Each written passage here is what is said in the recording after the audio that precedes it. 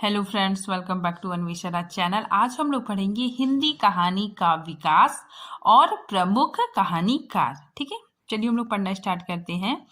भारतीय परंपरा के कथा और कहानियों का इतिहास बहुत पुराना है। ठीक है, संस्कृत साहित्य में कथा, सरित सागर, हितो प्रदेश, पंचतंत्र आदि कहानियां लिखी गई थी। ठीक है, यद्यपि इन कहानियों में क्या था कि यद्यपि इसमें कहानी के तत्व विद्यमान नहीं थे। ठीक है, मतलब पहले कहानियां तो लिखी गई लेकिन जो कहानी के तत्व हैं वो विद्यमान नहीं थी। ठीक है, इसीलिए मतलब विद्वानों ने इसे कहानी का मतलब कहानी के दर्जा में इसको नहीं रखा है। ठीक है, देखिए हम इसको आगे अच्छे से डिस्कस करेंगे। देखिए, किंतु इन कथाओं के माध्यम से भारतीय समाज में नीति, नैतिकता, आदर्श की शिक्षाएं मिलती है।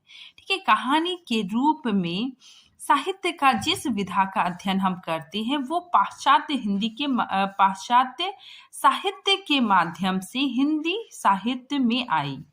ठीक है, तो हम जिस विधा का अध्ययन करते हैं, ठीक है, जिस कहानी विधा का अध्ययन करते हैं वो पाश्चात्य साहित्य के माध्यम से हिंदी साहित्य में आई। ठीक है, हिंदी साहित्य का उद्भव और विकास में बंगला साहित्य का विशेष योगदान रहा। ठीक है, हिंदी कहानी हिंदी साहित्य का प्रमुख कथनात्मक विधा है। ठीक है, तो ये बहुत इंपॉर्टेंट है, आप लोग याद रखिएगा कि इस हिंदी कहानी का उद्भव और विकास में बंगला साहित्य ने विशेष योगदान दिया। ठीक है, सबसे पहले बंगला साहित्य में आया, उसके बाद फिर हिंदी में आ गया। ठीक है, हिंदी कहानी के उद्भव की विकास यात्रा का प्रारंभ 1900 ईस्वी के आसपास माना जाता है। ठीक है, तो हिंदी कहानी का उद्भव कब माना जाता है? 1900 ईस्वी से माना जाता है। ठीक है, क्योंकि इससे पूर्व, ठीक है, मतलब 1900 ईस्वी से पूर्व सैयद इंसा अल्लाह खान की रचना रानी केतकी की कहानी, ठीक है, और राजा शिव प्रसाद सितारे हिंद की रचना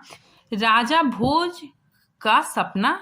ठीक है, तो क्या है कि इन दोनों रचनाओं में कहानियों की श्रेणियों में नहीं रखा गया। ठीक है, तो इन दोनों रचनाओं को कहानियों की श्रेणी में नहीं रखा गया। ठीक है, इसको प्रारंभिक अवस्था तो माना जाता है। ठीक है, तो इसको कहानी का प्रारंभिक अवस्था तो माना जाता है, लेकिन प्रारंभिक कहानी इन्हें नहीं माना जाता है क्योंकि इसमें कहानियों के सारे तत्व इसमें मौजूद नहीं है। ठीक है, तो इसमें जो कहानी के सारे तत्व होते हैं, ठीक है, चरित्र चित्रण, कथानायक, उद्देश्य, वो सब इसमें विद्यमान नहीं है। ठीक है, इसीलिए इसको कहानी के श्रेणी में नहीं रखा गया है। ठीक है, इसलिए यहाँ पे बोला जा रहा है कि क्योंकि इसमें कहानियों के सारे तत्व इसमें मौजूद नहीं है, इसलिए इसे प्रथम कहानी स्वीकार नहीं किया गया है। कहानी का प्राचीनतम नाम संस्कृत में गल्फ या आख्यायिका है। ठीक है, ये याद रखिएगा आप लोग। हिंदी कहानी का जन्म वर्तमान युग की आवश्यकताओं के कारण हुआ। ठीक है, पाश्चात्य साहित्य में कहानी का उद्भव सर्वप्रथम अमेरिका में एल्डर एलन पो के द्वारा 1809 ईस्वी में हुआ था। ठीक है, हिंदी कहानी का उद्भव और विकास में बंगला साहित्य का विशेष योगदान है। अंग्रेजी साहित्य का अनुवाद बंगला में आया। ठीक है, सबसे पहले अंग्रेजी साहित्य का अनुवाद बंगला में हुआ। ठीक है, और फिर बंगला से फिर हिंदी में आया। ठीक है, आगे देखिए, हिंदी में कहानी विधा का आगमन संस्कृत साहित्य से हुआ। डॉक्टर गोपाल राय के अनुसार कहानी शब्द का सर्वप्रथम प्रयोग मुंशी प्रेमचंद ने किया। ठीक है, तो डॉक्टर गोपाल राय मानते हैं कि कहानी शब्द का सर्वप्रथम प्रयोग मुंशी प्रेमचंद ने किया। ठीक है, आचार्य शुक्ल ने इसे आख्यायिक कहा है। ठीक है, और हजारी प्रसाद द्विवेदी ने इसे गल्फ कहते हैं।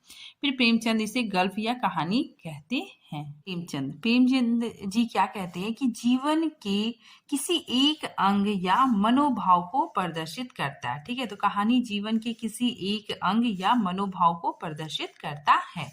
ठीक है, जनेंद्र मानव मन की भूख है। ठीक है, जनेंद्र क्या कहते हैं कि कहानी मानव मन की भूख है जो निरंतर समाधान पाने की कोशिश करता है। ठीक है, आगे देखिए, H.G. वेल्स, ये कहते हैं कि जो लगभग 20 मिनट में साहस और कल्पना के साथ पढ़ी जाए वो क्या है, कहानी है। ठीक, आचार्य रामचंद्र शुक्ल ने इंदुमती, ठीक है, इंदुमती को हिंदी की प्रथम मौलिक कहानी माना है। ठीक है, तो ये याद रखिएगा आप लोग कि रामचंद्र शुक्ल ने हिंदी की प्रथम मौलिक कहानी किसे माना है, तो इंदुमती को। ठीक है, जिसका प्रकाशन सन 1900 ईस्वी में श्रीलंका में हुआ था। ठीक है, किंतु शिवदान सिंह चौहान के अनुसार, ठीक है, तो शिवदान सिंह कहते हैं इनके अनुसार कहानी शेक्सपियर के टेम्पलेट्स का अनुवाद है। ठीक है, तो ये कहानी क्या है, शेक्सपियर के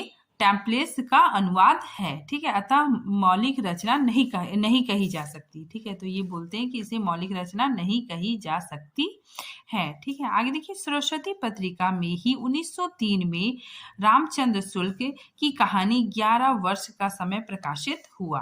ठीक है, तो 1903 में रामचंद्र शुक्ल द्वारा लिखी गई कहानी 11 वर्ष का समय प्रकाशित हुआ। ठीक है, आगे देखिए, 1907 में बंग महिला की दुलारी वाली कहानी छपी। ठीक है, उसके बाद फिर नवीन अनुसंधानों के अनुसार, ठीक है, जो नवीन अनुसंधान हुए उसके आधार पर सन 1901 में माधवराव संप्रेस की एक टोकरी भर मिट्टी, ठीक है, एक टोकरी भर मिट्टी जिसका प्रकाशन छत्तीसगढ़ मित्र पत्रिका में हुआ, उसे ही हिंदी का सर्वप्रथम मौलिक कहानी माना जाता है। ठीक है, तो जो नया अनुसंधान हुआ उसके अनुसार एक टोकरी भर मिट्टी की कहानी इसी को मतलब सर्वप्रथम मौलिक कहानी माना गया है। आगे देखिए, अधिकांश विद्वान जहां किशोरी लाल गोस्वामी की कहानी इंदुमती को प्रथम कहानी मानते हैं, वहीं आधुनिक शोधों के अनुसार माधव प्रसाद मिश्र द्वारा रचित एक टोकरी भर मिट्टी, ठीक है, 1901, तो एक टोकरी भर मिट्टी को ही हिंदी की प्रथम मौलिक कहानी माना गया है। अब हम लोग देखते हैं हिंदी कहानी की विकास यात्रा को 4 भागों में बांटा गया है। ठीक है, तो हिंदी कहानी के विकास को हम लोग 4 भागों में बांट सकते हैं। ठीक है, देखिए कौन कौन। प्रेमचंद पूर्व हिंदी कहानी, ठीक है, मतलब प्रेमचंद के पहले हिंदी कहानी। ठीक है, उसके बाद प्रेमचंद युगीन हिंदी कहानी। ठीक है, फिर प्रेमचंद्र युगीन हिंदी कहानी। नेक्स्ट देखिए, प्रेमचंदोत्तर हिंदी कहानी, मतलब प्रेमचंद्र के बाद हिंदी कहानी। उसके बाद फिर नई कहानी। प्रेमचंद पूर्व युग, ठीक है, मतलब प्रेमचंद्र के पहले हिंदी कहानी। ठीक है, 1900 ईस्वी से 1915 ईस्वी तक। देखिए, इस काल में हिंदी कहानी अपना स्वरूप ग्रहण कर रही थी, उसकी शिल्प विधि का विकास हो रहा था और नए नए विषयों पर कहानियां लिखी जा रही थी। ठीक है, आगे देखिए, हिंदी कहानी के विकास की यात्रा सरस्वती और इंदु पत्रिकाओं के प्रकाशन से आरंभ होता है। ठीक है, तो हिंदी कहानी की विकास यात्रा में सरस्वती और इंदु पत्रिका में प्रकाशन आरंभ होता है। हिंदी की आरंभिक कहानियां इन्हीं पत्रिकाओं में छपी थी। ठीक है, सन 1907 में बंग महिला को ही राजेंद्र बाला घोष कहा जाता है। ठीक है, इनकी कहानी दुलारी वाली 1907 में सरस्वती पत्रिका में छपी थी। प्रेमचंद्र पूर्व युग में चंद्रधर शर्मा गुलेरी का नाम भी प्रमुख है।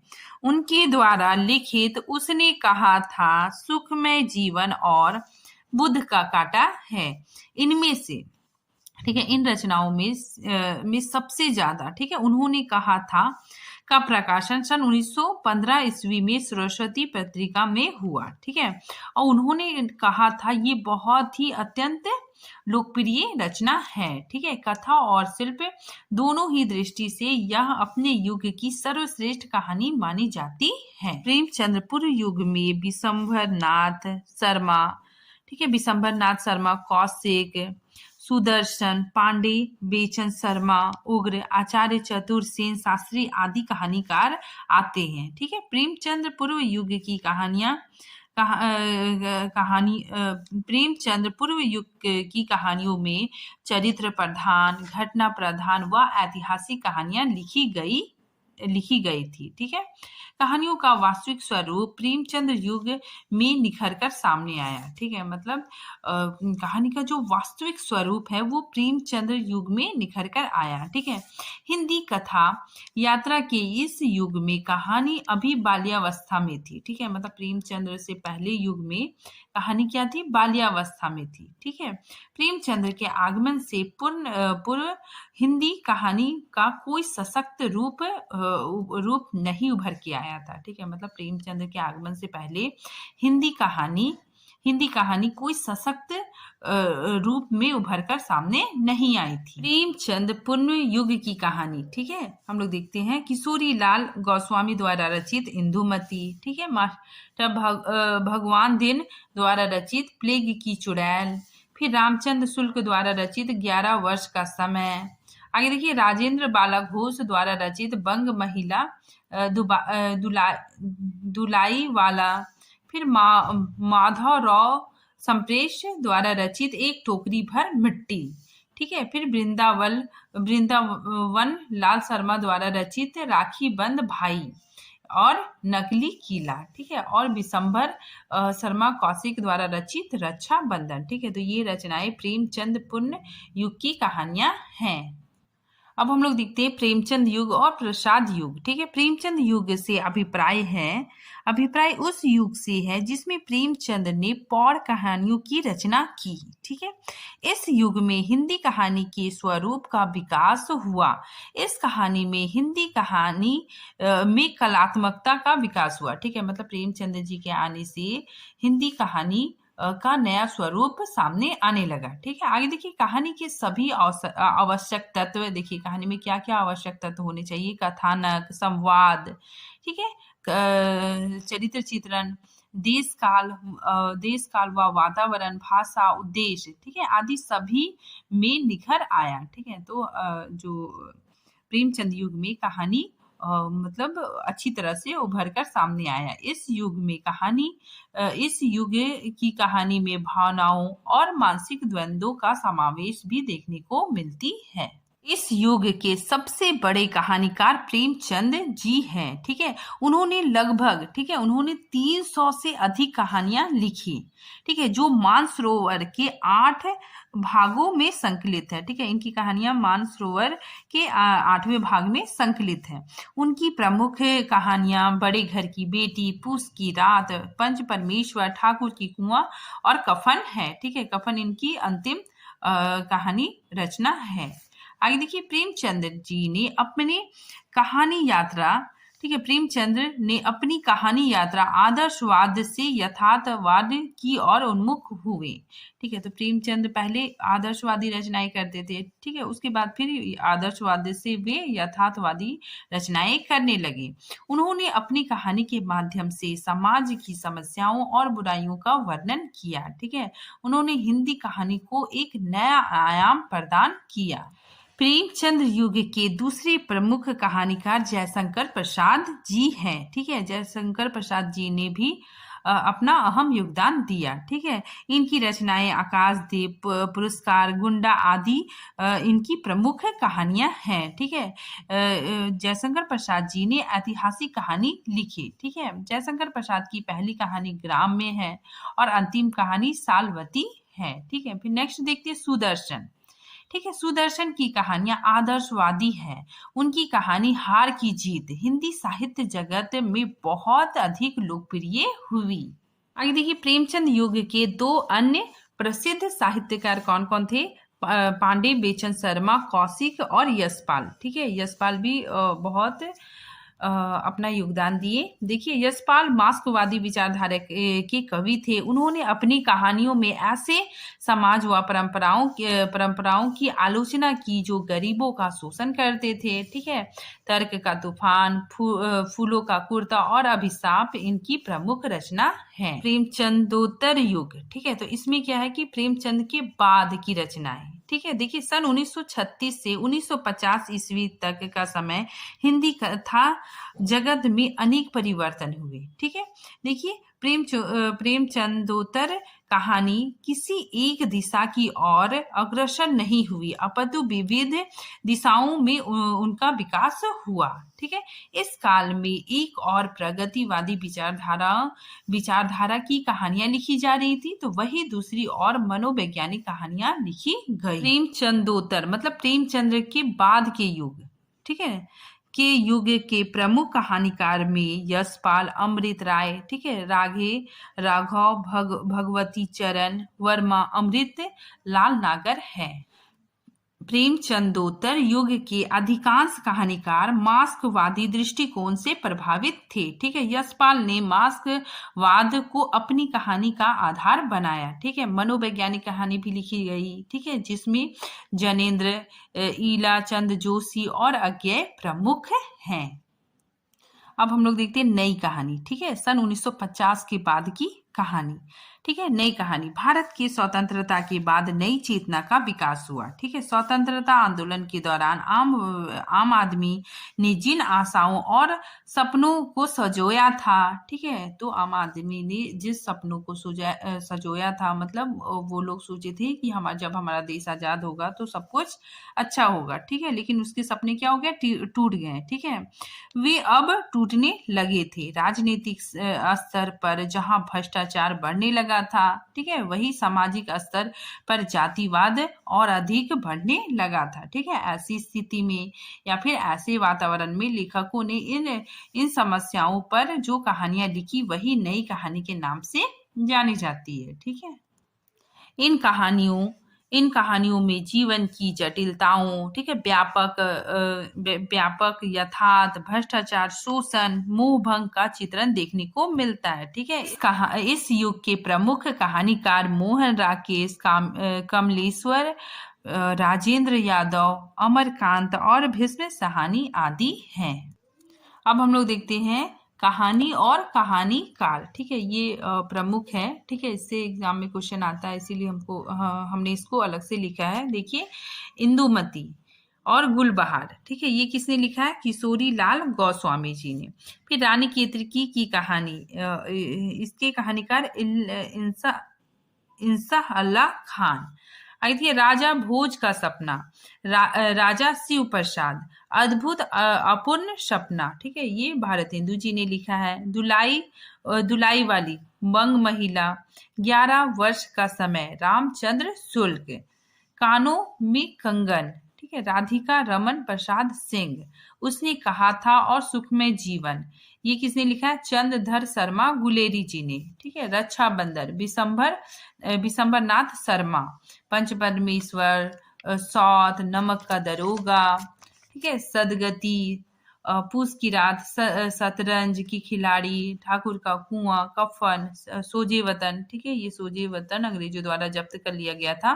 ठीक है, तो ये किसने लिखा था, प्रेमचंद जी ने। ठीक है, 300 कहानियों का संकलन है इसमें। ठीक है, आगे देखिए ग्राम में इंदु, छाया, आकाशदीप, आंधी, गुंडा, पुरस्कार। ठीक है, इसके कहानीकार जयशंकर प्रसाद जी हैं। ठीक है, आगे देखिए हार की जीत, ये किसने लिखा, सुदर्शन जी ने। फिर गृह लक्ष्मी, चतुर्सेन शास्त्री ने। ठीक है, आज का टॉपिक यहीं पे खत्म होता है। Thank you friends.